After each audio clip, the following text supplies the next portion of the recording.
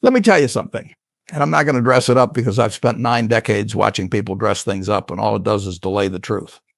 The single most dangerous thing a young man can do is get comfortable. The kind of comfortable where the whole day passes and you didn't build a damn thing. You didn't earn a damn thing. And worst of all, you didn't learn a damn thing. That's not living. That's waiting. And I've watched a lot of men wait their whole lives for something to happen instead of going out and making it happen. You know what the difference is between a boy and a man? It's not age. I've met 60-year-old boys. I've met 22-year-old men. The big question about how people behave is whether they've got an inner scorecard or an outer scorecard. A boy lives by the outer scorecard. He needs the world to tell him he's good enough. A man lives by the inner scorecard. He knows what he did today. He knows whether he earned it. He doesn't need applause. He needs the truth. And the truth starts with this question: would you rather be the world's greatest at something but have everyone think you're the worst, or the world's worst but have everyone think you're the greatest? How you answer that tells you everything about whether you're still a boy or ready to be a man. When I was 6 years old, I went to my grandfather's grocery store, bought 6 packs of Coca-Cola for 25 cents, and sold each bottle for a nickel. That's a 5-cent profit on a quarter investment. I was 6. I didn't know what profit margins were. I just knew I ended the day with more than I started with. And that feeling of building something from nothing, I've been chasing it ever since. Before that, I was selling chewing gum door to door. Juicy fruit, spearmint, double mint, 5 sticks in a pack for a nickel. And I remember a woman, Mrs. McCoubry, asked me to sell her just 1 stick. I said, no, we don't break up packs. I've got my principles. I was 6 years old and I already understood something most grown men never learn. You don't compromise your system for a penny. You don't bend your rules because someone asks you nicely. You set a standard and you hold it. That's not stubbornness, that's integrity. And integrity starts in the small moments long before anyone is watching. By 13, I was delivering copies of the Washington Post at 4:30 in the morning. My father was representing Nebraska in Congress, so we were living in D.C. I'd wake up before the sun, load up the papers, and I'd challenge myself to find ways to serve each of my 5 apartment buildings faster. Then I figured out which houses on my route had magazine subscriptions about to expire, and I started selling renewals on the side. I wasn't just delivering papers. I was building a business inside a job. By 15, I'd saved $2,000 from that paper route. That's about $35,000 in today's money, and I used $1,200 of it to buy a 40-acre farm in Nebraska. I was 15 years old, and I was a landlord. I had a farmer working my land on a profit-sharing deal while I was still in high school. Now, let me tell you about the most important lesson I ever learned, and I learned it at 11 years old. I bought 3 shares of a company called City Service Preferred, $38 a share. I bought 3 for myself and 3 for my sister Doris. And the stock dropped. It went down to $27, and I was sick about it. My sister reminded me every day that she was losing money. So the minute it bounced back to $40, I sold, made $2 a share, $6 total. I was so proud. Then I watched that stock climb all the way to $200 a share. That lesson burned into me deeper than any textbook ever could. I learned that patience isn't just a virtue, it's where all the money is. I sold too early because I was scared. Because the pain of watching it go down made me desperate to get out as soon as I could break even. And that desperation cost me. The boy in me panicked and sold. The man I needed to become would have held chains of habit are too light to be felt until they are too heavy to be broken. And the habit of reacting out of fear instead of acting out of knowledge, that chain will strangle your potential if you let it. When I was 17, I had an idea. I told my friend Don Danley that we should buy a used pinball machine for $25 and put it in a barber shop. I'd handle the business side and he'd fix up the machine. Now, I didn't walk into that barber shop as a 17-year-old kid. I walked in as a representative of something I called Mr. Wilson's coin-operated machine company. Because I understood even then that how you present yourself matters. Don't walk in like you want to buy the place. Walk in like you own it. That machine made $4 on its first night. Within a week, I had $25 back and reinvested it into a second machine. Then a third. Then more. Pretty soon, I had 7 or 8 machines across Omaha, all of them throwing off cash. We sold the whole operation to a war veteran for $1,200. I was 17. And what I learned wasn't just about pinball machines. It was about this. A man doesn't wait for opportunity. A man creates it with $25 and an idea and the willingness to walk into a room and make his case. That's all it takes. Not perfection, not permission, just the step. Now, everybody wants to talk to me about compound interest. Tell us how money grows, Warren. Fine. You put $1 in, it grows. The growth grows. And decades later, you've got something extraordinary.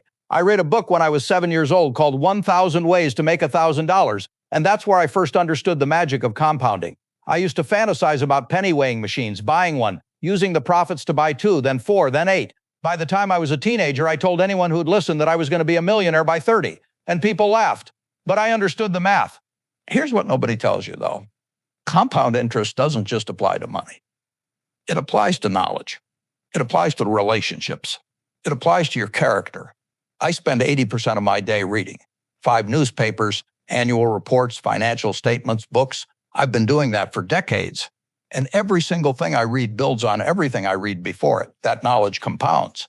By the time I was 10, I had read every book on investing in the Omaha Public Library, some of them twice. The more you learn, the more you earn. But the learning has to come first, and it has to be consistent, day after day, year after year. That's how you build something that can't be taken from you. I want to tell you about the most terrified I've ever been. It wasn't about money. It wasn't about a bad investment. It was about standing up in front of people and speaking. I was so afraid of public speaking that I would physically throw up before a presentation. I enrolled in a Dale Carnegie course and then dropped out before it started because I was too scared. Think about that. I was too afraid to even attend a class about being less afraid. But I knew something. I knew that if I didn't fix this, I would carry it forever. The chains of habit are too light to be felt until they are too heavy to be broken. So I signed up again. I paid the $100 and I went and I stood up on tables and I did all sorts of crazy things they make you do in that course. And it changed my life. I have that $100 certificate framed on my wall in my office.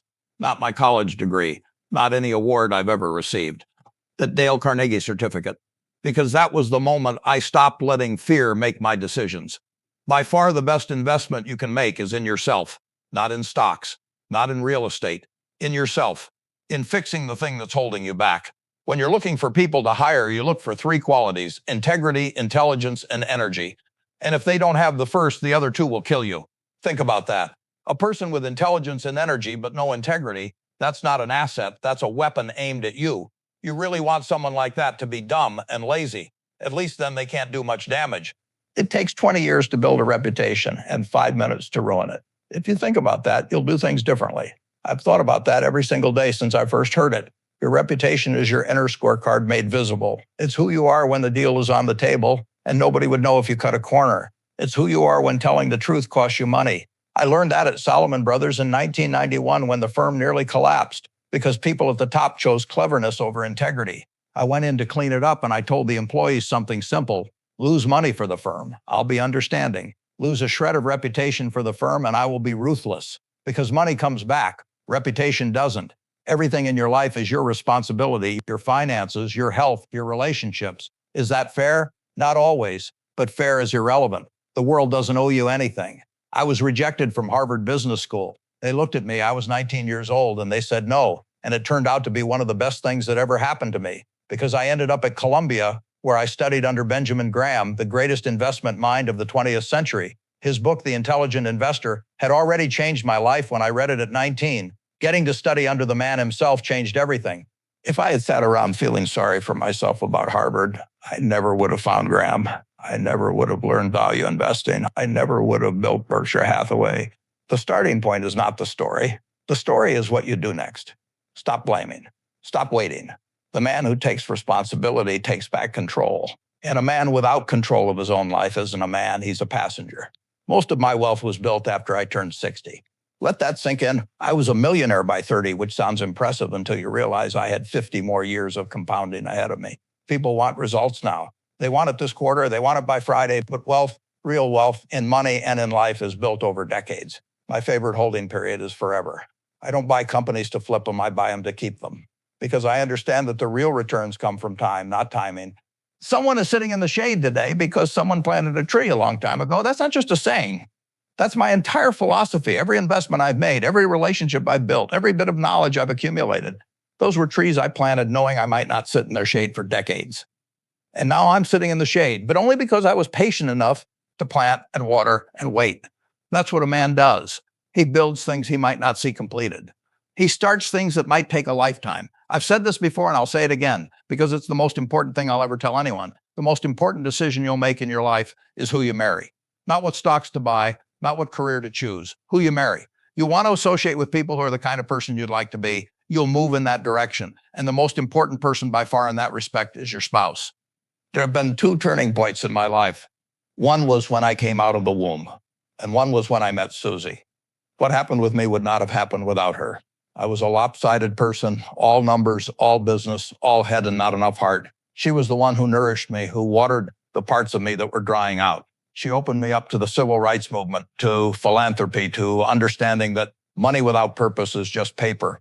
Susie put me together, and after she passed, Astrid, who Susie herself introduced me to, Astrid keeps me together. Marry the right person. I'm serious about that. It will make more difference in your life than anything else. It will change your aspirations, your daily happiness, everything. The trouble with love is that you can't buy it. And believe me, if you could write a check for it, I would know. You can't buy $1 million worth of love. It doesn't work that way. The only way to get love is to be lovable. And the only way to be lovable is to give love away. The more you give, the more you get. That's another form of compound interest that nobody talks about. Here's the ultimate test of how you've lived your life. When you get to my age, the measure of your success is how many of the people you want to love you actually do love you. That's it. That's the whole scorecard. Not your net worth, not your title, not any of the things the outer scorecard measures. How many people who know the real you, who've seen you at your worst, who know all your flaws, choose to love you anyway? I know people worth hundreds of millions who have nobody. The people around them are there for the money. Nobody comes to their funeral because they want to. Nobody holds their hand at the end. They invested in everything except the things that matter. I've given away more than $50 billion. I've pledged to give away 99% of my wealth. Not because I'm generous, because what else am I going to do with it? In my entire lifetime, everything I've spent will be quite a bit less than 1% of what I made. The money was never the point. The money was the scorecard for a game I loved playing. But the real game is how you live, how you show up, what kind of man you are when the cameras aren't rolling and the annual reports aren't being printed. So here's what I'm telling you. It's time. You don't need more information. You don't need one more book, one more video, one more motivational speech. You need to act. Get up earlier than you want to. Read more than feels comfortable. Save when everyone around you is spending. Tell the truth when a lie would be easier. Hold on when everyone else is panicking. Plant trees you'll never sit under. And invest relentlessly, patiently, daily in yourself. Because by far the best investment you can make is in yourself. The chains of habit are too light to be felt until they are too heavy to be broken. Start building the right habits now, not next week, now.